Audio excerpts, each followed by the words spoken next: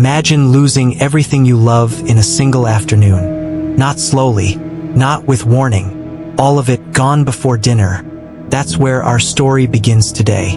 It's one of the oldest stories in the Bible, and maybe one of the most human. It doesn't have a villain you can easily hate, and it doesn't have easy answers. It's the story of a man named Job, pronounced Job, not like the word for work, and it's a story about pain, faith, friendship, and what it means to trust something bigger than yourself when your whole world falls apart. This isn't a story about why bad things happen. It's a story about what we do when they do. Let's begin. Long ago, in a land called Uz, somewhere east of Israel, in a place scholars still argue about, there lived a man named Job. Job wasn't royalty.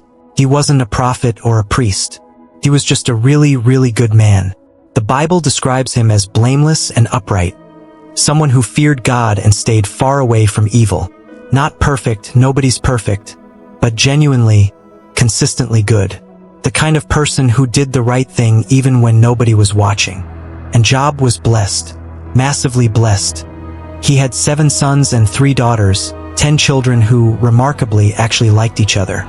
They'd take turns hosting feasts at each other's homes, celebrating together.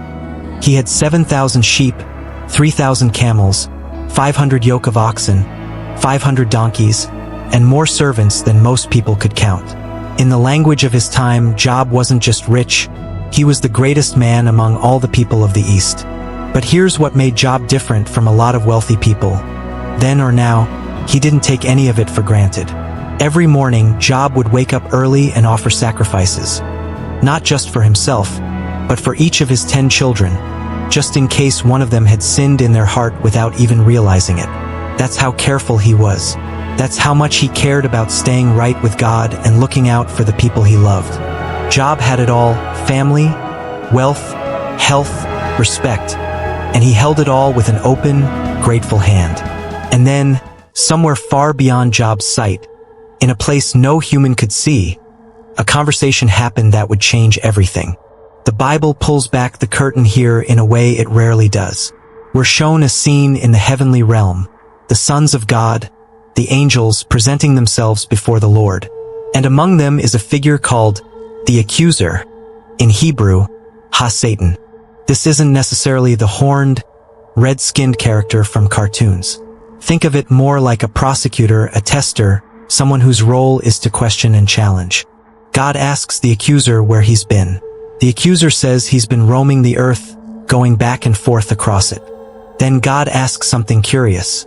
He says, "Have you considered my servant Job? There's no one on earth like him, blameless, upright, a man who fears God and turns away from evil." And the accuser pushes back.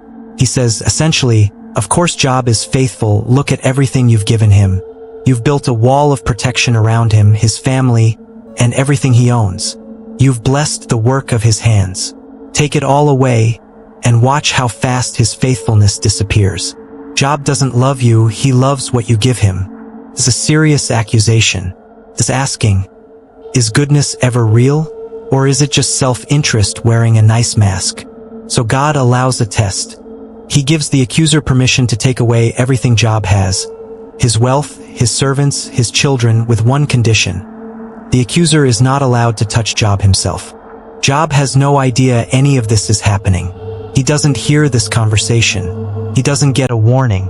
He just wakes up one day and lives his life like normal, not knowing that everything is about to change.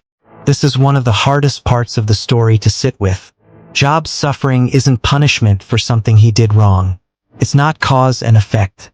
It's something else entirely, and Job is never let in on the reason. Neither really are we. We just get to watch what happens next and watch how he responds. The disasters come fast, one right after another, almost too fast to process. A messenger runs up to Job, breathless. Raiders attacked and stole all his oxen and donkeys, killing the servants who were tending them. Job is the only one who survived to tell him. Before that messenger even finishes speaking, a second one arrives. Fire fell from the sky and burned up all his sheep and the servants watching them. Before that messenger finishes, a third one arrives. Raiders struck again, this time stealing all his camels and killing those servants too. And before that messenger even finishes his sentence, a fourth one arrives. And this is the one that breaks your heart. Job's 10 children were together, feasting at the eldest brother's house, when a massive windstorm swept in from the desert and collapsed the house on top of all of them. Every single one of his children is dead. In the space of what feels like minutes, Job has lost his wealth, his servants, and every child he has. And here's where the story does something that still stops readers cold thousands of years later. Job doesn't curse God. He doesn't scream in rage. Not yet. Instead, he stands up, tears his robe in the traditional sign of grief, shaves his head, and falls to the ground. And he says words that have echoed through history ever since. Naked I came from my mother's womb, and naked I will depart.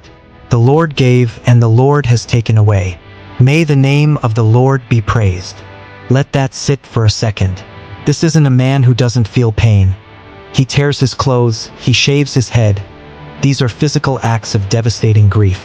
But in the middle of that grief, he refuses to let go of his trust. The Bible tells us plainly, in all this, Job did not sin, nor did he blame God. But the test isn't over. Back in the heavenly scene, the accuser returns. God points out that Job has remained faithful, even after losing everything. And the accuser raises the stakes. Skin for skin, he says. A man will give up everything he has for his own life. But stretch out your hand and strike his flesh and bones, and he will surely curse you to your face. So God allows a second test. This time, Job's body isn't protected either. Only his life is. And Job is struck with painful sores from the soles of his feet to the top of his head. He's in so much agony that he takes a piece of broken pottery to scrape his skin, just to get some relief, and sits down in a pile of ashes, a place associated with mourning and utter devastation. His own wife, watching the man she loves suffer like this, says something raw and understandable. Are you still holding on to your integrity? Curse God and die. She's not a villain in this story. She's a grieving mother who just lost 10 children and watched her husband's body fall apart. And she's at the end of her rope. It's one of the most human moments in the whole book. But Job responds gently. He says, "You are talking like a foolish woman. Shall we accept good from God and not trouble?" Again, Job does not sin with his lips. Word spreads about what's happened to Job, and 3 of his friends, Eliphaz, Bildad, and Zophar, hear about it and travel from their homes to comfort him. When they arrive and see him, they barely recognize him. He's changed that much. And they do something genuinely kind at first. They sit with him on the ground for 7 days and 7 nights, in complete silence, because they can see his suffering is too great for words. That silence might be the most compassionate thing anyone does for Job in the entire book. Unfortunately, it doesn't last. Eventually, Job breaks the silence himself. And what comes out is raw, unfiltered grief. He curses the day he was born. He wishes he had never existed at all rather than face this pain. He's not questioning whether God exists. He's questioning why he has to suffer like this. And this is where his friends stop comforting him and start arguing with him. Their logic is simple, and honestly, it's the logic a lot of people still believe today. Good things happen to good people and bad things happen to bad people. So if Job is suffering this badly, he must have done something to deserve it. Maybe not obviously, maybe some hidden sin, some secret failure. Eliphaz gently suggests it first. Bildad is a bit more blunt, telling Job that if his children sinned, God gave them what they deserved. Zophar is the harshest, basically telling Job that he's actually getting off easy compared to what he really deserves. Round after round, the debate goes back and forth. Job insists he's done nothing to deserve this. His friends insist that suffering like this doesn't happen for no reason. Someone must be at fault, and by process of elimination, it must be Job. What's fascinating is that Job never once takes the easy way out. He doesn't fake an apology just to make the pain make sense. He refuses to lie about who he is, even though maintaining his innocence means living with a mystery he can't solve. At the same time, he doesn't pretend everything is fine. He argues with God directly, sometimes furiously. At one point he says he wishes he could bring his case before God like a courtroom, so he could finally understand why this is happening to him. There's something remarkably honest about this. Job isn't a passive sufferer just waiting it out with a fake smile. He's wrestling. He's demanding answers. And through it all, he never actually abandons his belief that God is real and that God is he just can't reconcile that belief with what's happening to him. That tension, that refusal to fake an answer he doesn't actually have, is really the heart of the whole book. Eventually, a fourth man, a younger bystander named Elihu, speaks up. He's been listening to the whole debate and he's frustrated with everyone. Frustrated with the three friends for failing to actually answer Job, and frustrated with Job for, in his view, focusing more on defending himself than honoring God's greatness. Elihu's speech shifts the conversation, reminding everyone that God is far bigger than any of them can fully grasp, and that suffering doesn't always come as punishment. Sometimes it comes to refine a person, the way fire refines metal. It's a turning point, because right after Elihu finishes speaking, something happens that no one in the story expected. God finally answers. God speaks to Job out of a whirlwind. And what's remarkable is what God does not do. He doesn't explain the wager with the accuser. He doesn't tell Job, here's exactly why this happened to you. He doesn't offer a tidy justification. Instead, God asks questions, an overwhelming stream of them. Where were you when I laid the foundations of the earth? Tell me if you understand. Who marked off its dimensions? Who stretched a measuring line across it? Have you ever given orders to the morning, or shown the dawn its place? Have you journeyed to the springs of the sea, or walked in the recesses of the deep? Do you know the laws of the heavens? Can you set up their dominion over the earth? God walks Job through the wild grandeur of creation. The mountain goats giving birth in the wilderness, the wild donkey roaming free, the ostrich who runs faster than a horse despite having no wisdom the way other creatures do, the war horse who laughs at fear, the hawk who soars by God's wisdom, mighty creatures like Behemoth and Leviathan that no human can tame or control. It's not a cold or cruel response. It's an invitation to step back and see how small human understanding really is against the backdrop of the entire universe. Job had been demanding an explanation, a courtroom, a verdict he could examine and judge for himself. And God's response, in a sense, is, you're asking me to explain the universe to you in terms you can fully understand, and you can't even explain the ostrich. And here's the striking part. Job isn't rebuked for asking hard questions, or for grieving, or for demanding answers. What quiets Job isn't a punishment. It's an encounter. Seeing the scope and majesty of God firsthand changes something in him that no argument from his friends ever could. Job answers God humbly. He says, I know that you can do all things. No purpose of yours can be thwarted. Surely I spoke of things I did not understand, things too wonderful for me to know. My ears had heard of you, but now my eyes have seen you. Therefore I despise myself and repent in dust and ashes. Notice, Job never actually gets his explanation. He never learns about the accuser, the wager, any of it. What he gets instead is something different. A direct encounter with God that reorders his whole perspective. Sometimes the answer to why isn't a fact. It's a relationship, a presence, a bigger picture we can only glimpse.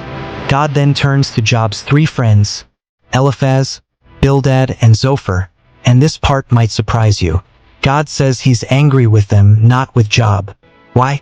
Because they spoke about God in ways that weren't true, insisting Job's suffering must have been punishment for hidden sin, when that simply wasn't the case. Meanwhile, despite all his raw, honest, furious questioning, Job had spoken truthfully about God. That's worth sitting with. The friends who tried to defend God with tidy, comfortable explanations were the ones God corrected. Job, who cried out in anger and confusion and refused to accept easy answers, was the one God said had spoken rightly. God instructs the three friends to offer sacrifices and asks Job, the very man they'd been lecturing, to pray for them. And Job does. He forgives them and prays on their behalf. Then something remarkable happens. The Bible tells us the Lord restored Job's fortunes and gave him twice as much as he had before. His brothers and sisters and old friends came back around him, comforting him and bringing him gifts. He ended up with 14,000 sheep, 6,000 camels, 1,000 yoke of oxen, and 1,000 donkeys, double everything he'd had before. And he had children again, 7 sons and 3 daughters, just like before. His daughters, Jemima, Keziah, and Karen-Happuch, were said to be the most beautiful women in the land, and remarkably, Job gave them an inheritance alongside their brothers, something unusual for that time and place. Job lived 140 more years, long enough to see his children, and their children, and their children's children, 4 generations. And the Bible closes his story simply, "And so Job died old and full of years." So what do we actually take from a story like this? It's tempting to want a clean moral, something like, stay faithful and you'll be rewarded double. And on the surface, that's how the story ends. But if that's all we take from it, we miss almost everything that makes Job so powerful. What Job actually shows us is something more honest and, I think, more useful. It's okay to grieve loudly. It's okay to ask God hard, even furious questions. It's okay to say, I don't understand this, and I don't have to pretend that I do. Faith, in this story, isn't the absence of doubt or pain. It's holding on to trust even in the middle of not understanding. The showing up honestly, instead of performing an answer you don't actually have. And maybe that's the real gift of Job's story. Not a formula for avoiding suffering, and not even a full explanation for why it happens. Just companionship, the sense that somebody, thousands of years ago, sat in unimaginable pain, asked the hardest questions a person can ask, and was still met, in the end, not with silence, but with a voice out of the storm. If you're carrying something heavy right now, I hope this story reminded you that it's okay to be honest about it, with the people around you and with God. You don't have to have the answers to keep holding on. Thanks for watching. If this story meant something to you, consider subscribing for more, and I'll see you in the next one.